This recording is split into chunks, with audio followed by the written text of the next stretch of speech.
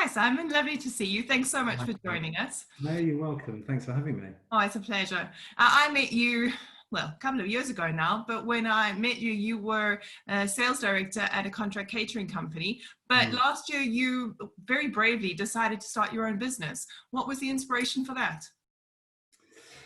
Look, I tell you, I've always had the desire to do my own business, sort of in the family blood. The sorts of companies I've worked for throughout my career were all sort of startup, entrepreneurial style companies. So I guess, the ambition has been there for some time. In truth, it probably happened quicker than I expected. It's all about timing. Oh, And, the market, albeit, of course, there's been changes since, but it will change again.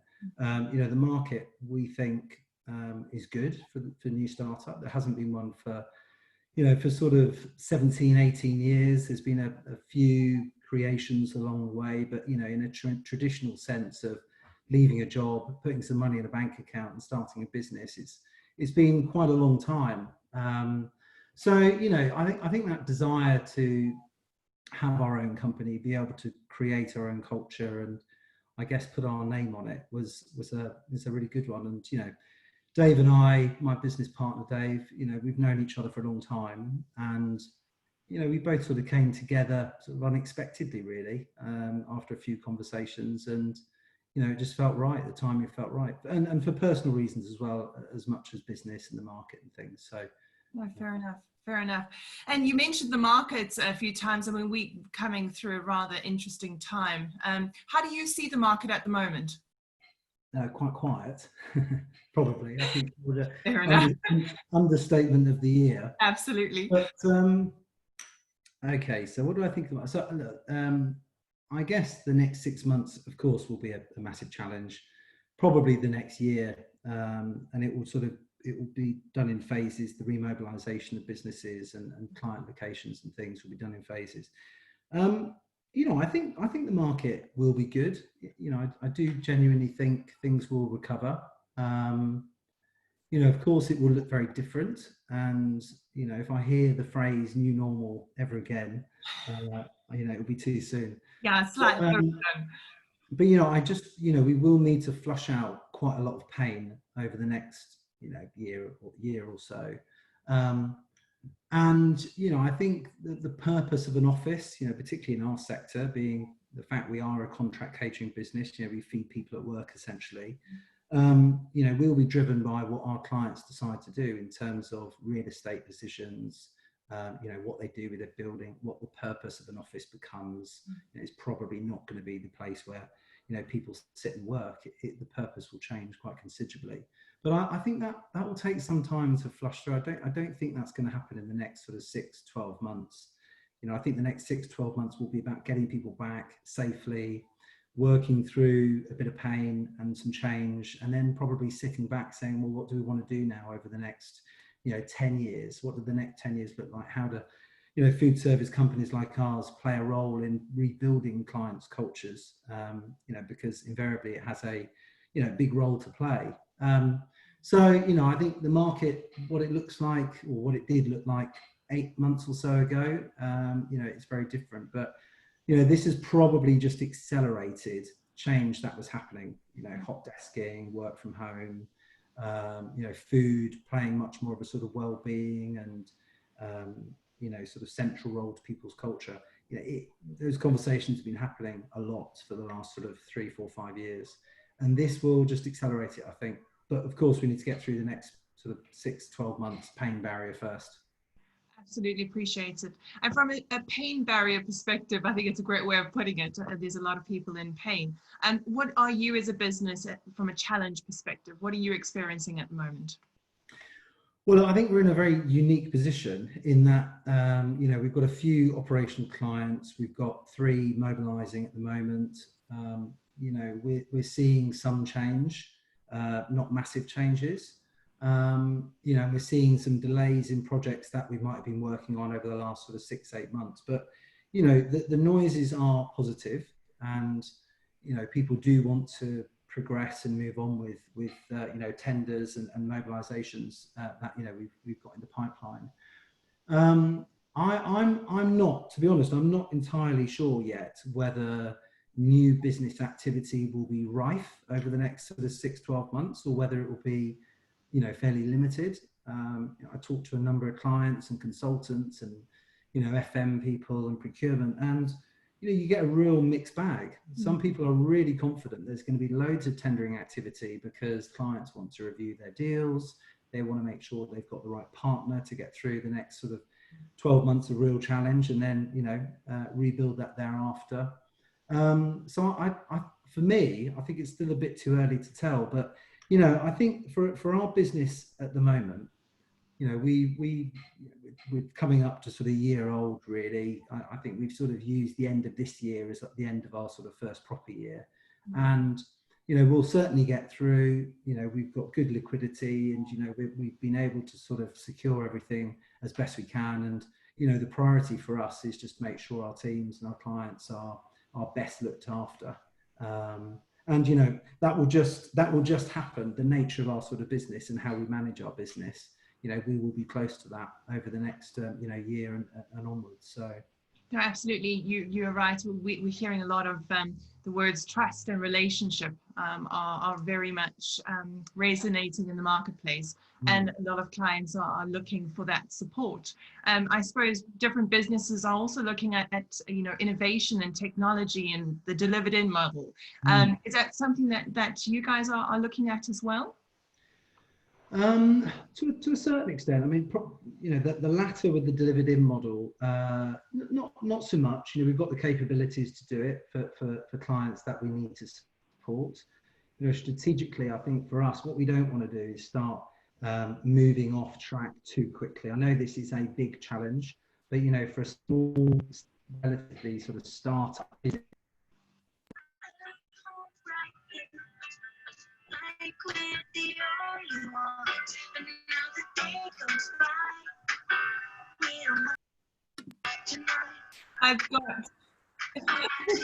We've got a soundtrack to the video. I'm not sure. Oh, was that you on your? That's a good song. Can you hear me? There you are. Hi. Suddenly you turned into a pop star there. Oh, really? Yes. Oh, don't worry about it. It's probably my wife connecting a Bluetooth speaker somewhere. That's just as we were talking about technology. Perfect timing. Yeah, no, I think technology, Pete, we need to do things that are proportionate to our business. I know there's lots of companies out there who've got some really, really good tech in terms of, engaging their teams and how they communicate across their business. But, we're slightly different. Dave and I can phone our whole team within a day and have personal conversations with everyone in the business, as we do, equally with our clients. And that for us at the moment, that's our personal touch. We don't need tech to do that. I think on the customer side, it's been interesting seeing lots of companies over the last sort of 4 or 5 weeks announce their new click and collect tech solutions and things. And, that technology has been around for a long time, and many people have adopted it. This is definitely the COVID challenges. It's definitely going to be a catalyst for people to use them to its full potential. And we've got all of that in place, and we've got that capabilities ready to go for clients when we need it. So the technology piece is interesting. We want to do things in the most personal way possible, and we're probably too small at this stage to worry too much about the front end tech. The customer experience stuff is our focus, and over the next 6 months, whilst we get people back to work, clearly the need for being able to book time slots in restaurants and click and collect and, contactless payments and things it's a prerequisite. If you haven't got it, you won't be trading. So it's as simple as that. I think then you look at, the sort of internal systems, something we really invested in heavily when we started, both from a sort of credibility perspective, but also for a genuine sort of protection of our customers, clients, and our teams, is things like our supply chain systems, how we account for our clients' money, the processing of all of our books and our accounts. And that investment in those systems has been good for us. We've got some really good systems that we can scale with. So we've got the technology we need. It's proportionate to our clients and our business. And as our business evolves and changes, we will introduce new technology as we see it. So, and I think that agility piece, be it technology or business model, how you manage your finances, whatever it is, that is going to be critical, and that's sort of widely recognised. I think it's going to be pretty critical over the next phase of reopening. No, absolutely. But you also make a very valid point that, it has to be authentic and genuine. So what it is that you're doing must be authentic and genuine to your business, and your communication to your clients and your employees. Everyone's looking for that trust relationship and being authentic and genuine.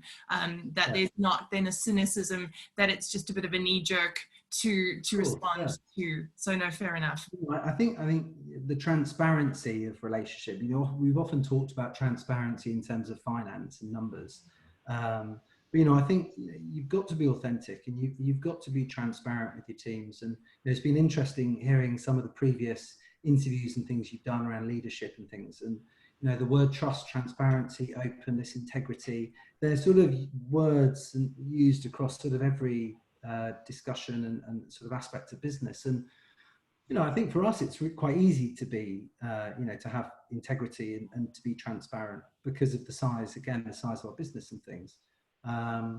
It does become more challenging as you grow, and that's where technology can really aid that. So I think it's important to be very honest with your teams, and particularly during challenging times. People want straight answers. They don't want fluff and hot air and ideas.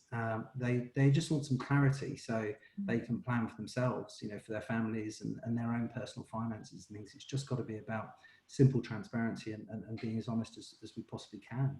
Absolutely. And I mean, like I say, we hopefully coming out of this lockdown period, which has been exceptional for all of us, never having experienced, and dear God, hope we never experience it again. How have you experienced it, and how has it changed you and your thinking? Well, as I said earlier, I'm not sure whether you heard it, but as I said earlier, we're not going to drastically start changing our business model at the moment. We need to see what the new normal looks like. So I use the phrase, I have to admit, but we have to see what that looks like. And if we make strategic decisions to change the way we do things, then of course we will. But for the time being, clients will be looking for their catering partners as proper partnership and trusted advisors, people they can work together and want to work together and sort of really work through some challenges and of course opportunities together. And I think that's the most important thing. Have I learned a lot about myself? I think I have learned a lot about myself on a personal level. I've learned how challenging it is to homeschool one child with a 2-year-old clambering all over me and her at the same time. You're not alone in that struggle. Yeah. We've heard that more than once. Yeah, I'm sure. I tell you, I've also learned that if you cook 3 meals a day, it becomes quite tedious and quite boring. So as much as I do love food, I get to sort of the evening now, and certainly the weekends, and think, right, what can we do quickly as opposed to taking my time to do something really nice. So. But I think I've reacted and responded, I think, on a personal level better than I expected to lockdown. And I've certainly gone through different sort of phases throughout the last few months. Bit of novelty to spend time with kids, frustration because you can't do things, concern, worry, whatever it might be. But I think quite quickly, Dave and I'll come on to that, but Dave and I settled into a sort of new rhythm, a new routine, and I think we've just taken the pressure off ourselves now to say, well, let's just take check. We've got some good creative space to start thinking about what the future looks like and some of the ideas that we have, and use it as an opportunity just to start sort of thinking really. And it's been pretty good. We've had a frantic year. We had frantic years leading up to the start of Houston and Hawks last year. It's not like we had a sort of 6-month break and managed to take stock. Neither of us have really stopped for an awful long time. So this is a very unique opportunity. I hasten to add one that I would have preferred not to go through, but you know, you've got to roll with it, and you've got to sort of take the positives where you can from the situation. So, and you know, touching on the Dave partnership piece there, you know, I think when we both had ideas of starting a business, you know, we both considered different options, we considered different partners, we considered doing it alone. But I think it's times like this that that strong partnership really pays dividends. You know, being able to share concerns and talk openly about ideas and bounce ideas off each other, you know, it's been invaluable. And I don't think either of us would have got through the experience or will get through the experience in the same way without that sort of support. So, you know, it's been a real, you know, massive support mechanism, and a you know, huge weight off your shoulders, being able to sort of divide your thoughts into, you know, into manageable chunks, which has been great. Yeah, help share the load, absolutely. Yeah. And you pretty much touched on, because I was going to ask, you know, lots of business owners out there are really struggling. There's tough times. We know that furlough is coming to an end soon.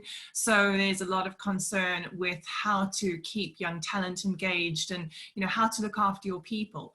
And my last question really was from a business owner, you know, how are you, what other advice do you have for other businesses out there that are struggling? And like you say, we've got 6 months of pain. Hopefully it's only 6 months, and next year looks like already, well, good, fingers crossed, is looking good. So what is your advice for other businesses that are, you know, looking ahead and not feeling as positive as potentially you are? I think it's important to be, going back to my earlier point, it's very important to be honest and open with the team. You know, I think those who do that well, and you know, give people comfort that you know, they really genuinely have their back, you know, I think they will be the ones that manage to get through this the best. Of course, there will be very difficult decisions people have to make, and you know, it is going to be a really tough 6 months, both from a sort of growth and client you know, tendering processes and winning business, etc., but much more so around the people side. And you know, of course, the furlough scheme has been a fantastic godsend. I mean, it's been an incredible scheme. I don't think that's sort of argued at all. But of course, it has masked a lot of the challenges which probably are coming the way. So, you know, I think it's important to be honest with the team. I think mentoring and coaching will be very, very important over the next 6 months. And I think, you know, we're doing our best to give as much time as we can to that. You know, I put a post on LinkedIn the other week saying, you know, it was off the back of Lynn's, an old colleague of mine's post, and it was along the lines of, look, if you're affected by redundancy or concerned about the role, you know, I'm here to help, write a recommendation, have a chat, whatever. And I was amazed by the amount of people who just reached out with very little purpose, just to say, look, have you got any advice? Can you look at my CV? What's your thoughts? So, you know, I think we have an awful lot of value to give, and lots of people, be it, you know, anyone throughout their careers, there invariably will be someone who wants to be in their shoes coming up the career ladder. And, you know, I think it's probably not underestimating how a simple conversation, or, you know, a 2 or 3 minute chat around, you know, what they should be doing to try and get back on their feet, you know, it's invaluable. I mean, I've had that fortune over my career, and it's amazing how very simple conversations, which people you have them with probably don't even know the value of them, stick with you, and you sort of use that advice longer term. So, you know, I think that will be very important. You know, you've got to give advice where you possibly can. So, yeah, that would be mine. Oh, that's brilliant. Like you say, it's all about that trust, relationship, authenticity. And again, I think this time has been quite special because it's enabled us to see maybe the real meaning of community and care and compassion. And being able to, you know, be there for strangers. We often don't know what we know until we have to share it. Yeah, I couldn't agree more. And obviously, we talked just before we came on here about, you know, the local community piece. And, you know, I live in a fairly small community, really, in South London. But, you know, there's some really lovely little shops, fishmongers and butchers and bakeries, etc., around me. And, you know, their trade is up. You know, they're seeing people they've never seen. and they're busy Monday to Friday, whereas perhaps previously it'd be a Friday, Saturday, Sunday job. So, you know, that's really good, and I hope that continues, because, you know, it is important to support local communities. And, you know, communities afar. I've been involved in the Hospitality Action Golden Friends initiative. And, you know, I've got a sort of half dozen or so people I regularly phone who are sort of retirees, you know, perhaps at the end of their careers, or sort of starting the next phase of their life. And, you know, it's been amazing having simple conversations with people who want to share ideas and thoughts, and, you know, just to have someone there to talk to.